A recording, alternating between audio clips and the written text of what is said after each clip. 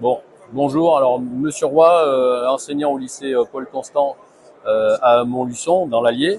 Je suis là pour vous présenter en fait des pièces qu'on a imprimées en partenariat avec l'entreprise 3DZ et grâce à la technologie de Markforged.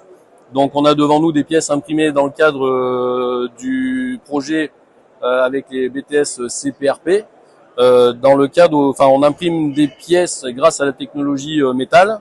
Et donc devant nous, on a des pièces imprimées avec différents matériaux. Donc on a des pièces imprimées en 17,4 pH, c'est-à-dire un acier inoxydable mais magnétique, et différentes pièces imprimées aussi en cuivre. Donc on a des pièces qui utilisent la particularité du cuivre.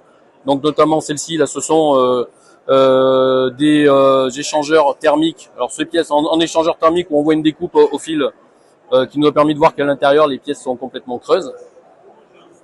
Et donc qui permet d'alléger en matière, mais permet aussi d'augmenter la différence thermique entre l'intérieur et l'extérieur de la pièce. Nous avons aussi ce style de pièce qui normalement sert pour des torches à plasma.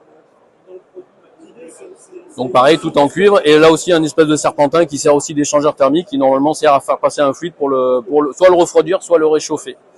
Et après, les autres pièces, ce sont des pièces d'essai, de validation, lorsqu'on utilise l'imprimante et lorsqu'on la met en service. Entre l'impression des pièces et la validation du four, parce qu'une fois que les pièces sont imprimées, il faut les passer au four, il faut les friter à certaines températures. Donc ça nous permet de vérifier que le matériau est cohérent, et surtout notamment nous permet de vérifier la tolérance dimensionnelle est bien respectée, sachant que la pièce, lorsqu'elle est imprimée, elle est imprimée par défaut entre 20 et 25% plus grande que sa taille réelle, parce que lorsqu'elle sort du four, elle se rétracte une fois qu'on a enlevé tous les liants qu'on n'a pas besoin justement pour la pièce. Donc ça nous permet aussi de se rendre compte que sur certaines pièces, on les a polies, et ça permet de vérifier la cohésion à peu près parfaite du matériau et d'avoir à peu près une finition parfaite des pièces.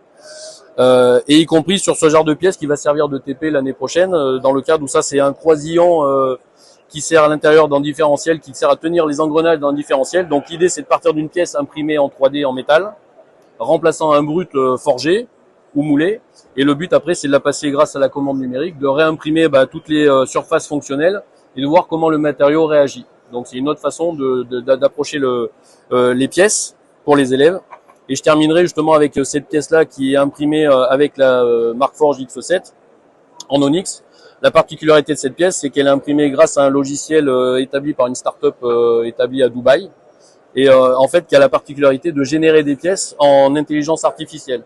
C'est-à-dire qu'on demande juste quelles sont les contraintes mécaniques de la pièce et les entrées, les sorties sur un cube, où on lui indique où est-ce qu'on veut sur chaque face, quelle entrée, quelle sortie, et l'intelligence artificielle crée la pièce toute seule avec le matériau et avec les technologies définies. C'est-à-dire si c'est de la poudre, du métal ou si c'est simplement de l'onyx comme c'est le cas ici, et elle va créer la pièce en incluant tous les supports pour minimiser le matériau, mais en respectant les contraintes mécaniques et les contraintes de fluide. Voilà, tout simplement. Donc ça, c'est une pièce qui est créée sans aucun dessin et sans aucune conception manuelle. Voilà.